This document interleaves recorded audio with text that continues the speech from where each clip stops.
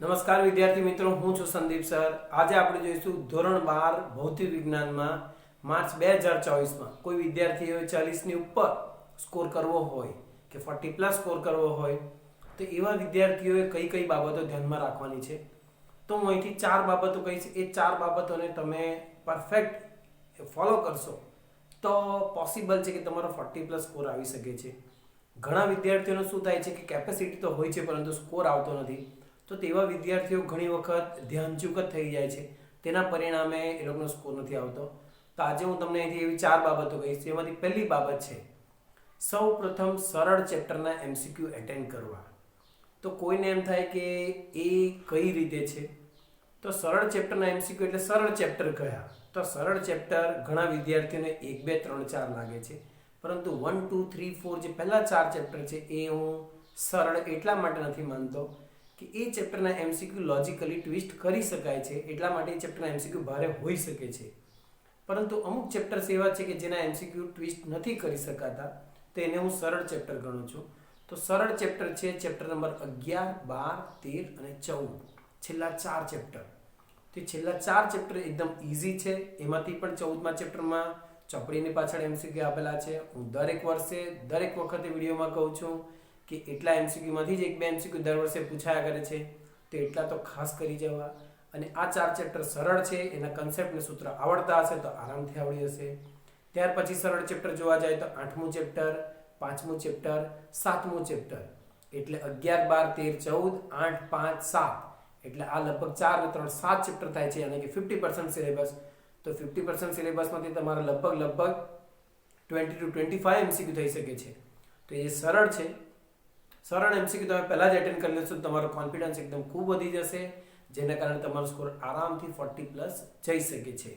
તો પહેલા સરળ ચેપ્ટર જ એટેન્ડ કરવા. નંબર 1 MCQ થી શરૂઆત કરવી નહીં. જેવું કરવા જશો તો ફરી પાછા તમે એ સ્કોર તમારો 35 બિલો ચાલી જશે. 40 પ્લસ સ્કોર કરવો હોય તો મહેરબાની કરીને પહેલા સરળ ચેપ્ટરના MCQ એટેન્ડ કરવા. સેકન્ડ જે પોઈન્ટ છે કે જે બોર્ડ ઘણી વખત ટ્વિસ્ટ રમે છે તમારી સાથે, સાયકોલોજીકલ એક જાતની ગેમ રમી જાય છે, એ છે શબ્દો પર ધ્યાન આપવું. MCQમાં ઘણી વખત વિદ્યાર્થી શું છે કે અડધો જ MCQ વાંચે છે. ઘણા વિદ્યાર્થીઓ તો મને ખબર છે MCQ વાંચતા પણ નથી, માત્ર 4 ઓપ્શન જ જોઈ લે છે. કેમ? કારણ કે અત્યારે મેં જોયેલું છે અમુક સ્કૂલમાં રોજ 50 કે 100 MCQની પ્રેક્ટિસ ચાલે છે. તો એવા વિદ્યાર્થીઓને શું છે કે સાહિત્યના MCQ ગોખાઈ ગયેલા છે.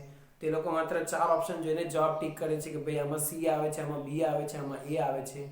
તેવા વિદ્યાર્થીઓના MCQ બોર્ડમાં ખોટા જ પડે છે. કેમ? કારણ કે બોર્ડ જે તમારા સાહિત્યના MCQ છે એના વર્ડિંગમાં ટ્વિસ્ટ કરે છે, યાને કે વર્ડ્સ ચેન્જ કરી કાઢે છે. તો વર્ડ્સ ચેન્જ કરવાના કારણે જવાબ પણ ચેન્જ થઈ જાય છે. એટલે જ મેં કીધું તેમ શબ્દો પર ધ્યાન આપવું. શબ્દો પર ધ્યાન આપવાનો મતલબ એ થાય છે કે એકવાર MCQ આખો વાંચવો અને ત્યાર પછી એને સોલ્વ કરીને પછી જવાબ ટીક કરવો, યા તો પછી થિયોરિટિકલ MCQ તેના પર વિચાર કરીને પછી જવાબ ટીક કરવો.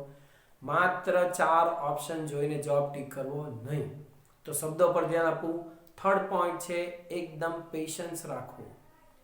પેશન્સ રાખવાનો યાની કે ધીરજ રાખવાની હું વાત કરું છું. ધીરજ રાખશો તો જ થશે. ખૂબ ઉતાવળ કરશો તો તમારું પેપર બગડી જશે. દરેકે દરેક MCQ ને પૂરતો ટાઈમ આપવો. કયા MCQ ને ટાઈમ ન આપવો? માની લો કે તમને MCQ ખબર જ નથી પડતી કે આ કયા ચેપ્ટરનો છે, કે આ કયો કન્સેપ્ટ છે, કે આમાં શું થશે, તો એ પ્રકારના MCQમાં તમે વગર વિચારે કોઈ પણ એક આન્સર ટીક કરી શકો છો. કેમ? કારણ કે તમને આવડતું જ નથી. તો એમાં પણ તમે ખાલી ઓપ્શન જોઈને ફટાફટ ડિસાઈડ કરી લો કે આ 4 ઓપ્શનમાંથી કયો ઓપ્શન તો નહીં જ આવે, કયો નહીં જ આવે. એકાદ ઓપ્શન તો ફિક્સ હશે કે જે નહીં જ આવતો હોય, તો બાકીના 3 તમે એક સિલેક્ટ કરીને ફટાફટ આગળ નીકળી શકો છો. કેમ? કારણ કે તમારે એનો ટાઈમ જે છે તે બીજા કેલ્ક્યુલેશનવાળા MCQ પર આપવો પડશે. તો ખૂબ ધીરજથી કામ કરવું પડશે. ને ધીરજથી કામ કરશો પ્રોપર ટાઈમિંગ આપીને તો ધીરજથી કામ કરવું. ચોથો પોઈન્ટ છે સમયથી તમારે સાવધાન રહેવાનું છે. તો ચોથા પોઈન્ટમાં હું એવું કહેવા માંગુ છું કે તમારે એક ફિક્સ સ્લોટ રાખવો પડશે. કે સ્લોટ જો નહીં રાખો કે અમુક MCQ આટલા ટાઈમમાં થઈ જ જવા જોઈએ, જો એવું નહીં કરવા જાઓ તો શું થશે કે માની લો કે એકાદ હાર્ડ MCQ છે કે જે તમને વાંચીને તેવું લાગે છે કે આ મને આવડી જશે, એ સોલ્વ કરવા જશો તો તમને પછી ખ્યાલ આવશે કે આ થોડું ડિફિકલ્ટ છે. તો સોલ્વ કરતી વખતે તમે ટાઈમ પર ધ્યાન નહીં આપો તો શું થશે કે તમારી 10-15 મિનિટ પણ એક એમસીક્યુ પર બગડી શકે છે. તમને ખ્યાલ નહીં આવે કે તમે એમસીક્યુ સોલ્વ કરો છો એટલે કેટલી મિનિટ થઈ ગઈ, પરંતુ જ્યારે વોર્નિંગ બેલ કેવું પડશે ત્યારે તમને ખ્યાલ આવશે કે ભાઈ હવે તો 5-10 મિનિટ જ બાકી છે એમસીક્યુ સોલ્વ કરવામાં. તો જોવા જાય તો એવા 4-5 એમસીક્યુ આવી જાય 50માંથી, તો એવા 4-5 હોઈ પણ શકે છે. તો તમે એક એમસીક્યુ પર 10 મિનિટ બગાડો તો તમારી 40 મિનિટ બગડી જશે. તો એનો મતલબ છે કે એવા એમસીક્યુથી થોડું દૂર જ રહેવાનું. તો એટલા માટે જ હું કહું છું કે દર લગભગ 12-15 મિનિટે એક વખત ઘડિયાળ જોઈ લેવું, ને દર 12-15 મિનિટે આપણા 12 એમસીક્યુ સોલ્વ થઈ જ ગયેલા હોવા જોઈએ. એટલે એવરેજ જોવા જાય તો 1-1.5 મિનિટમાં, 1.5 મિનિટ બી પૂરી ના આપી શકાય, 1 મિનિટ તો આપી જ શકાય છે, પરંતુ 1.5 મિનિટ પૂરેપૂરી નહીં આપી શકાય. તો 1 થી 1.5 મિનિટ વચ્ચેના ગાળામાં તમારો એક એમસીક્યુ ખતમ થઈ જવો જોઈએ. કયા એમસીક્યુમાં ટાઈમ નથી જતો? અમુક થિયોરેટિકલ એમસીક્યુ છે, આન્સર ખબર જ હોય છે, અમુક વાર શૂન્ય જેવા જવાબ આવી જાય છે તો ખબર જ હોય છે, તો એવા એમસીક્યુ લગભગ 30 સેકન્ડમાં થઈ જાય છે. તો બાકીની જે 30 સેકન્ડ બચેલી છે તે તમે અન્ય એમસીક્યુમાં આપી શકો છો. એટલે થિયોરેટિકલ એમસીક્યુમાં ટાઈમ ઓછો જશે ને આમાં ટાઈમ વધારે જાય છે. થિયોરેટિકલ એમસીક્યુમાં પણ 4 ઓપ્શન વાંચીને પ્રોપર ડિસાઇડ કરીને જ જવાબ લખો. કોઈ પણ વિદ્યાર્થીએ થિયોરેટિકલ એમસીક્યુમાં પહેલો જવાબ એ વાંચીને ફટાફટ ટીક નહીં કરી દેવું. તો આ રીતે તમે આ 4 વસ્તુ પર ધ્યાન આપશો કે સરળ ચેપ્ટરના એમસીક્યુ પહેલા અટેન્ડ કરવા, ત્યાર પછી જોવા જાય તો એમાં જે શબ્દો લખેલા છે એના પર ધ્યાન આપવું, એટલે કે સવાલ બરાબર વાંચવો, ત્યાર પછી જ એમસીક્યુમાં આન્સર ટીક કરવો, ત્યાર પછી છે તમારે ધીરજ રાખવાની છે, અને ચોથું છે સમયનું બરાબર ધ્યાન રાખવાનું છે.